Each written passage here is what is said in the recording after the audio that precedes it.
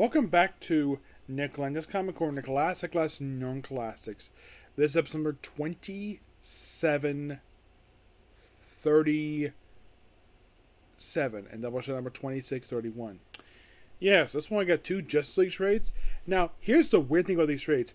I actually saw these trades being solicited about 3 months ago. I was kind of surprised to see these books solicited. And then my local library got my hand in these books. I'm happy they did. This first book, stuff in this book has been collected once before in a couple other trades, but they decided to collect other stuff that never been collected before in trade. Never.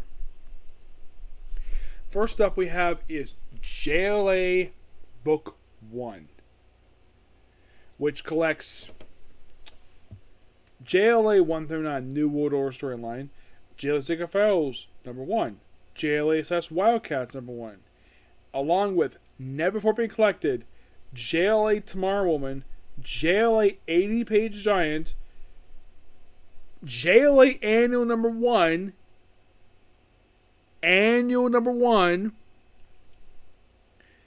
Paradise Lost 1 through 3, and JLA Gallery. I had to repeat that again for JLA number 1 because twice in a printing for JLA trades, they kept skipping the annuals. For no reason. Like, why? At least in the case JSA ones, they actually collected their one only annual in trade, but JLA? Nope. Here's a little fun fact. Only one of 2 annuals out of 4 in trade. The only in trade is annual number 3. And that was collected in JLA Ape, the complete collection. Now, I've already discussed basically the first 9 issues of this book, which is amazing, by the way. Of course, here's who your writers. Grant Morrison does main issues of the book, along with these following writers: Mark Millar, Brian Augustine, Tom Payer, Tom DeZanko, Keith Giffen, Elliot S. Miggin, yes, even this boy is still writing, John Oswender, and Christopher Priest. The artwork: Howard Porter, Ariel Lovey, Vero Sivis, Oscar Jimenez, Gene Ha, Yannick Penick, Eric Battle, Ben Herda, Clint Haliski, Don Halisma, Chris Jones, Ken Lashley, who's still doing artwork to this very day, Mark Baggio, and Kevin McGuire. This artwork cover here, that's by Frank Quietly. The writers. Sadly, Puck Given since passed away, but other writers on this cover, never met any of these people. The artists, I have met 2.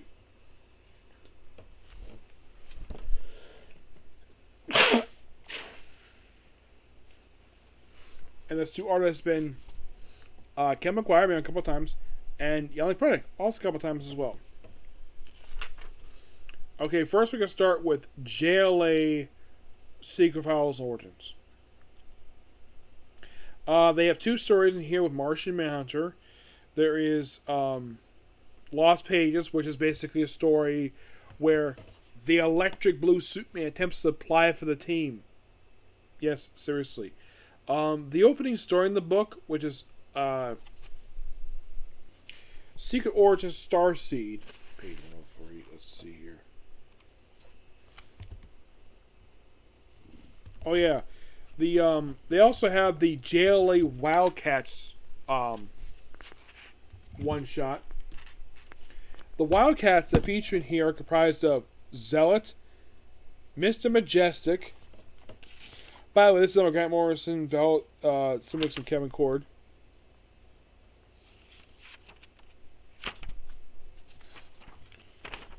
Yeah, so we have Mr. Majestic, Grifter, Zealot, Void, and Maul. And the JLA members in this issue are Electric Blue Superman, Kyle Rayner, Green Lantern, Wally West Flash, Wonder Woman, and Batman. And of course also Bart Allen here as well, but he's here basically as the Kid Flash.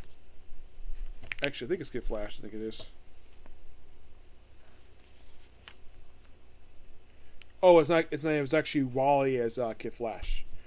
Really fun book. It's nice to see. Come on, don't tip us. Thank you.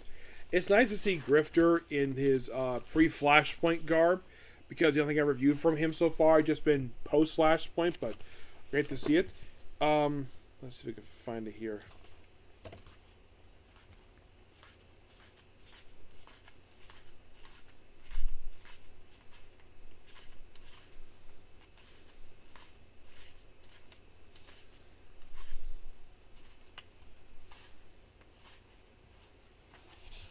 So yeah, so the opening issue of this book, it is basically just, it's a story set in basically Wally's hometown, Alien. It's basically a JLA helping. By the way, Aquaman's here, the one with the hook from Peter David's run. They're basically here, and of course they be able to Spectre. I believe this time this is still Jim Corrigan before he gave her the mantle. So yeah, they deal with apparent alien invasion, which is a take on Starro. Really fun. I love this story. I love when they feature Starro, well, at least a version of Starro. What about the other stories in here? Well, covering over to the 80-page giant. First up is the Green Bullet. 365 here. Well, there's also JLA Tomorrow from Girl Frenzy, which this is done by Tom Payer and Yanni Predick. This is mostly put the origins. This is a solo story for a new character, Tomorrow Woman, who doesn't really get featured very much over the years. It's like she was off. It's just like she was a fairly new hero. It's just a solo story for her. I found it really good. It's just a one-shot graphic novel. It's basically all it is. Let's see if I can find here. It's there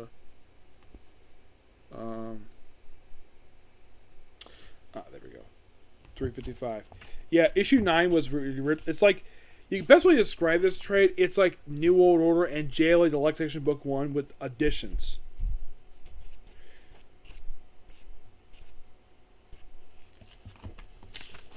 Here we go. Here's the cover for the 80-page giant, which features stories for a lot of characters. First up, well, first we have the Green Bullets issue. This is a John Ostrander issue writing Batman and Superman. There is Silver JLA for sale, the Justice League. It's where basically a guy tries to buy Justice League. This is by Tom Payer. A JLI issue by Keith Giffen, Kevin McGuire, which some reason don't have Jay Matias here. Like, why? Like, you brought by Keith Giffen and Kevin McGuire, but no Jay Matias. Why, DC? A Red Tornado issue, a Storm of Secret Villains, a Green Lantern Martian Manhunter story, and Aquaman and Wonder Woman. All these issues, all the stories in here are just basically good solo stories. It's a good team-up book for various characters who appear in Justice League over the years. And then we have the JLA Annual, the very first one by Brian Augustine. Love this cover here. Suspense Detective. I don't think this was a comic published by them, but by the way, it says Air Halabi does this really gorgeous cover. Yes, I think the same person did all the covers for the Pulp Hero Annuals.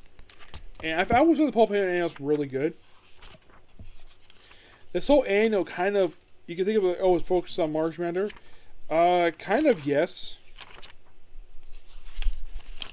Mostly, you can think of this as a Martian Manhunter annual. It's called Hard Boiled Detective. Yeah, that's basically this annual is. It's a Martian Manhunter annual. And you would think maybe this would collect in the Martian Manhunter trade, the one collect volume 2. Nope. It's not collected there. Then we have an Air Halavi. It's basically, which I love the artwork here. It looks so gorgeous. Actually, this might be Gene Ha. It's mostly with the JLA just dealing with some other criminals here. But the best thing about this story is the artwork. It is so good. Yep. Then we have Paradise Lost, which basically focuses on JLA member Zarel. This is by Mark Millar, Aaron Levy. Now, I've explained before about this character. This character was supposed to be Hawkman. He was taken for Hawkman. But DC had editorial mandate. Like, nope, you can't use Hawkman because his backstory is so confusing. So, Grant Morrison created this character. And this whole miniseries, Paradise Lost, the best way to describe it, it's basically a Zarel story, guest starring the Justice League. They just have to be involved, and it's really good. I thoroughly enjoyed it. Next, we have the JLA Gallery, which is mostly put a lot of pinups, and I do mean a lot of pinups. That's basically what the meaning of this book is. Book is really good. Give this book a 10 out of 10. Yeah, I remember doing a solicits with a friend of mine, Jay Heat, and this book was actually there. This other book was there too. This other book is Justice League, the New 52, Book One, which collects the first 17 issues of Justice League Volume 2, all the story for Justice League Issue 0, and Aquaman Volume 7 issues 14 and 16. Yes, despite the fact this was collected in 3 different trades, we decided to combine into one. Now, here's the thing about these issues. Like, basically the first 12 issues, basically a lot of these issues released, pretty much all these issues released from a period of like 12 to 13 years ago. Yes. We have Origins, Villain's Journey, which focuses on David Graves, and the awesomeness that is Throne of Atlantis. The one thing different from this one than the air trades, they actually include supplemental material in here to explain stuff. Yes, you have basically, if you don't like some of the stuff happening in this issue, in these issues, by the way, you have Jeff Johns, Jeff Lemire, or some writing here, with Jim Lee, Ad Reyes, Paul Blue, Tony Astino, Gene Ha, Carlos Costino, Paul Woods, Perry Perez, Brad Walker, Ethan Van Sciver. Never met the writers. The artists, I have met one. I have met Tony Astino. Like, you have the basically, if anyone remembers the opening issues of Justice League, I'm not going to recap them here, just mention basically the supplemental material, which they include in here. They put in here after issue 2. This may have been written by Jeff Lemire, because I do not remember the issues being the original trade. The original trade, or when the issues came out, I do not remember this at all. Because look, basically we have Victor Stone, we have this confidential thing. Yes. Where basically it's a conversation between Steve Trevor and Amanda Waller. It's a conversation, it's just a few pages of it. But, yeah. These few pages are completely original. These were not in the original trade. It is mostly put just basically him being debriefed about the thing. And then we have also, when Aquaman shows up, we have Secrets of Atlantis by David Graves. He was the main villain of the very next story arc. It is mostly put just we even have this in here too. That's something you see in old school library books. This little thing where they basically stamp thing. Where mostly just details, like a little bit about history of Atlantis. It's just one page, but it gives a little brief description. And that's not the only time we see this in here. And then right after Dark that shows up, we have a Star Laboratories file, employee dossier, compiled by Jeff Johns, where we have one page talking about Dr. Sally Stone. Next page is Dr. Thomas Morrow, Sarah Charles, Dr. Anthony Ivo. It's basically a profile book of them. Like, okay, interesting. And don't worry, that's not the only time. Oh, I have to show this off. Yeah, they did at the time a 2-page spread. I'm surprised basically that Linkara has not reviewed this at all. Not really, no. Then we have this, and then for some reason after issue 6, then we have Pandora's story in here too. This is from Justice League issue number 12, I think it was. But they put this between there for reasons unknown.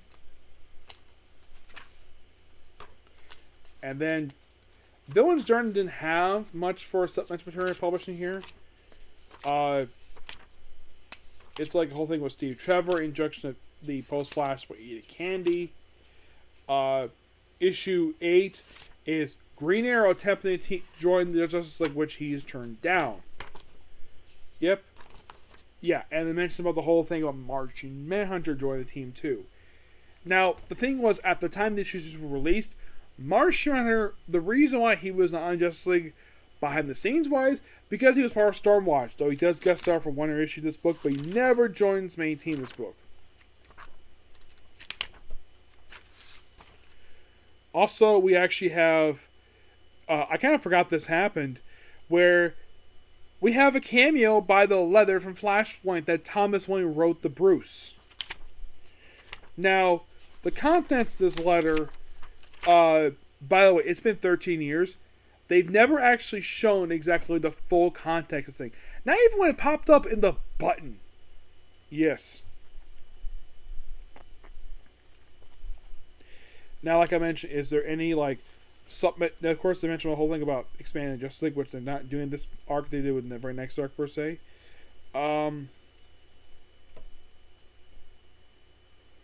Yeah, but there's no... I like in the first 6 issues where there's some additional material in here. But there's not really much in here. And then, right after the opening issue, then we have the backup story with Pandora, which open up her box. And it's called Questions, which debuts the post-Flashpoint question. Yes, he debuts in here. Okay, the original post-Flashpoint question, I didn't care for this version at all. Purely because it wasn't a question I knew of. Because he was a supernatural character. I'm like, that is not something like Vic Sage. Not at all. And then when they stopped using this version, which he last appeared in Trinity of Sin number 6, he just stopped appearing. And look, we have Vic Sage pop up in New Suicide Squad. And based upon how he acted, I'm like, that is not Vic Sage. That is a guy he's only Vic Sage in name only. He has nothing to do with him. And then we have the real one show up in the pages of Action Comics. Thank you, Ben. Just bring it back. Yeah, and then we have the two-parter that is Secret Wars of Cheetah, which it's like basically they add Permanent Prison with Black Man. It's like they're building up something in here. It's like Jeff Johns basically at this point was trying to build up Forever Evil. Yeah, there's also a subplot with Throne of Atlantis going on. Actually, with Secret Origin of Cheetah, where the whole thing with that one was that was planting seeds for the spin-off book Just Like America by Jeff Johns and Matt Knott, which love that book, was amazing. Didn't last very long, surprisingly. It only had like one story arc. Then it had its next 2 issues of a crossover. Excuse me. And then it technically, if you look at it, of the 14 issues, you had roughly 2 full story arcs, 2 issues per crossover, and 1 standalone issue. That's all you have, 14 issues. Yep. And the whole thing with this one would lead to a little bit of development in Aquaman books to become leader of Atlantis. And of course, mentioning here about the others, which that's actually a later set up for another book. But you can pretty Jeff Johns set up really awesome books. And of course, people joined the Justice League this period of time. Like Firestorm, Black Canary, Black Lightning is a candidate. We even have Atomica, well, female Atom, which she was later revealed to be a member of the Crime Syndicate. Yeah, you read these issues, you can see that Jeff Johns planting the scenes early for later stories. The thing with Darkseid is, like, oh yeah, he'll come back.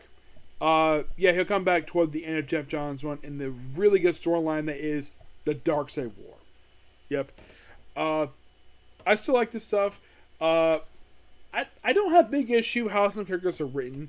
Like when Superman first shows up here, I did hear some complaints about basically like, where basically his first line is, "What can you do?" Yeah, a lot of people didn't like that line. Yeah, a lot of people were not basically pre-Flashpoint fans. Were not particularly happy with this particular arc of Justice League. I still think it's a really good story arc. To this day, heck, I read it when it came. I thought it was really fun. I did not have an issue with it at the time, purely because I wasn't reading DC much that period of time, but I didn't have a problem with it. The other book that reads mostly Batman and Green Arrow and Green Lantern. Yep. The Throne of Atlantis storyline, no, that was really good. Still to this day, after 12 years, that's still an amazing story arc. But what about, let's say, Villain's Journey? Villain's Journey is interesting to say the least. It's there just to kind of explain some of the stuff that happened post time skip, because the way New 52 was established when it first started back in 2011 was that superheroes only popped up 5 years prior to events of present day. And people questioned about the whole thing of Batman, the fact he had 4 Robins in 5 years. They call it an apprentice program. Yeah, DC later rectified this with this continuity where it was not 5 years, it was 10, given the fact Batman was pre-established before Superman was. Despite the fact in the previous continuity, it was Superman who predated Batman by about a few months. But still really good. The Wonder Woman stuff in here is kind of interesting. The fact that Steve Trevor, here's the weird thing. Wonder Woman had a book. Still, obviously, she had a book at this period of time. You might be asking this: did Steve Trevor ever appeared in the 52 issues of that volume? Nope, never even mentioned. Not at all. There's no mention of him at all. It's like